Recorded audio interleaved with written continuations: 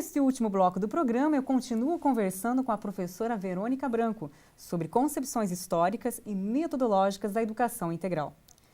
Tomando um pouquinho o que a professora já falou nos blocos anteriores, como deve ser a escola na concepção da educação integral? Uma escola viva, uma escola onde o jovem permaneça dentro dela o dia todo, com prazer, que ele queira ficar nessa escola e, principalmente, que ele aprenda, que é isso que a gente não está conseguindo fazer com que as crianças adquiram, né? Um conhecimento que sirva para ela fazer, né, as ações da vida dela, que sirva para ela aprender a conviver com os outros e que faça dela um ser, né, um ser completo. Então, essa escola não é a escola onde a criança tenha que ficar muda, né? Não pode fazer barulho, porque incomoda os outros, né, e porque tem que ouvir o professor. É uma escola que vai ter música, vai ter barulho, nós temos que conviver com outros barulhos educativos, que não aquele só da rua e do trânsito, né? E que a escola ofereça para as crianças este local agradável. Isso não significa que é uma escola só do prazer. Eu sempre lembro que o esportista, né, é alguém que aprende se sacrificando, é alguém que se machuca, né? As crianças no skate, por exemplo, né? Elas se ralam todas, se quebram pé, braço, perna, e muito antes de que o médico libere, que ele esteja, né, com as feridas cicatrizadas, ele já está de novo em cima do skate, tentando criar novos, né, novos movimentos. Então, é esta escola que é a escola do tempo integral. Professora Verônica, agora vem o grande desafio, que é o de como cumprir a meta 6 do Plano Nacional de Educação, que é o de ofertar a educação integral até o final da década em 50% das escolas públicas para pelo menos 25% dos seus alunos. Como fazer isso? Exatamente, esse é o grande desafio. O Plano Nacional de Educação, né, aprovado em junho desse ano, 2014, trouxe para as escolas uma meta factível, né, que é, na década, ofertar, né, nesta próxima década, ofertar para metade das escolas públicas, para pelo menos 25% das crianças, a educação integral. Então, nós precisamos correr atrás, né, desses recursos, dessas condições que não temos todas elas. Algumas condições nós temos, e nós temos que, a partir dessas condições, buscar as outras, né? Existem recursos, né, do governo, existem recursos constitucionais previstos para os estados e municípios que têm que aplicar 25% da sua receita em educação, e ela precisa efetivamente ser aplicada e com maior consciência nessa educação integral, porque senão nós não teremos condições de dar conta do programa de educação integral previsto para a década. Então, é uma meta arrojada, mas é uma meta possível se, né, os gestores públicos investirem nessa política pública de educação integral. Já existe o programa Mais Educação. A professora poderia falar um pouquinho sobre as concepções desse programa, como ele funciona e se ele ajuda a cumprir essa meta? Exatamente, essa é a proposta do programa Mais Educação do governo federal. É um programa denominado pelo Ministério como um programa indutor da educação integral. Por quê? Porque o governo federal não oferta educação básica. A educação básica está, né, nas redes municipais e nas redes estaduais.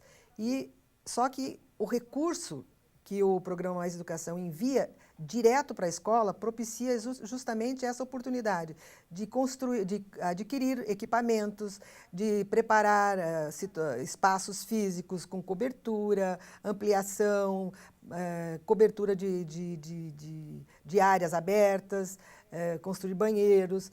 São pequenas reformas, mas também recursos de manutenção do equipamento, né, de computadores, de todo o material que a escola utiliza nessas ofertas. Então, o programa Mais Educação oferta também numa intersetorialidade entre os ministérios, possibilidades das escolas que aderem ao programa Mais Educação receber ações do Ministério da Cultura, né, com auxílio para a biblioteca, livros, formação de professores para a leitura né, com as crianças. Nós temos do Ministério da Saúde, a saúde na escola, ao invés das famílias terem que estar procurando os postos de saúde, né, na medida em que essas ações se conjuguem, né, eficientemente, as escolas passam a receber, né, essas equipes na escola para atender as crianças. E também do Ministério do Esporte, que tem o segundo tempo e que também tem formação de professores para o esporte e equipamentos também que ele encaminha para a escola. Então, veja, a integração dessas ações dos ministérios faz com que essas escolas possam dar cumprimento a essas ações previstas no Mais Educação, né?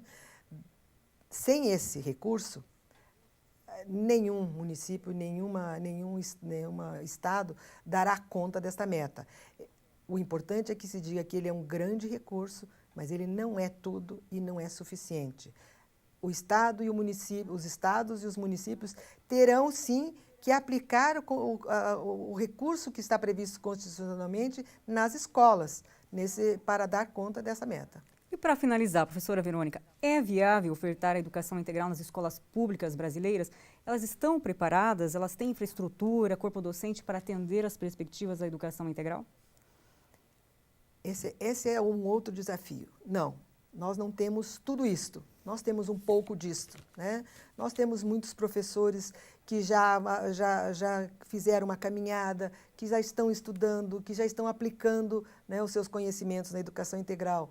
Nós temos muitas escolas que já aderiram ao programa Mais Educação, porque nenhuma escola é obrigada a entrar no programa Mais Educação. Ela faz uma adesão, né? Ela assina junto com a Secretaria de Educação uma adesão.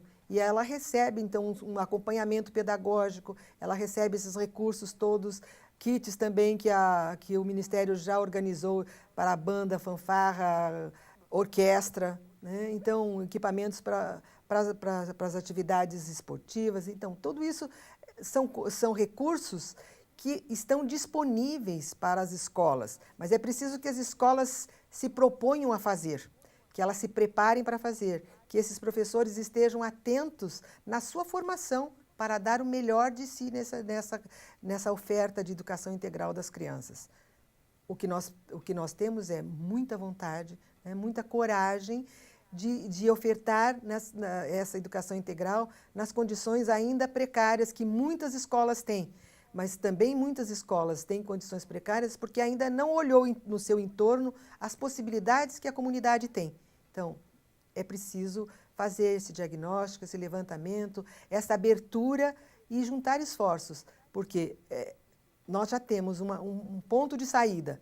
Nós precisamos fazer esse caminho de construção ao longo dessa década, lutando por mais recursos, por mais condições, na medida em que a gente vá verificando o que é especificamente que nós precisamos, e não um geral, né? Nós não precisamos construir uma escola nova, nós precisamos readequar, redefinir as funções dessa escola, fazer um novo projeto político-pedagógico dessa escola. É isso que nós precisamos. Professora Verônica, muito obrigada pela sua presença, foi um prazer tê-la conosco. Muito obrigada também pela oportunidade. E o Nós na Educação termina aqui. O tema de hoje foi concepções históricas e metodológicas da educação integral. Até o próximo programa.